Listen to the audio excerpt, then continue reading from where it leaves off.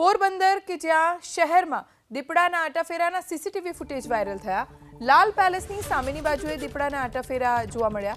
વાડા, ખાલી પ્લોટ અને બંધ મકાનમાં દીપડાના ફૂટપ્રિન્ટ્સ દેખાયા। દીપડો દેખાય તો તાત્કાલિક સંપર્ક કરવા માટે વન વિભાગે નાગરિકોને અપીલ કરી છે। પોરબંદર શહેરમાં દીપડો દેખાયની ચર્ચાથી નાગરિકો પણ ભયભીત બની ગયા છે।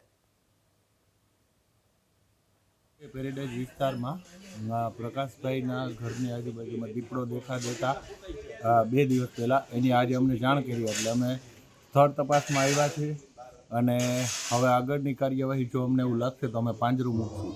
વાડા, ખાલી પ્લોટ અને બંધ મકાનમાં દીપડાના ફૂટપ્રિન્ટ્સ દેખાયા। દીપડો દેખાય તો તાત્કાલિક સંપર્ક કરવા માટે વન વિભાગે નાગરિકોને અપીલ કરી છે। પોરબંદર શહેરમાં દીપડો દેખાયની ચર્ચાથી નાગરિકો પણ ભયભીત બની ગયા છે।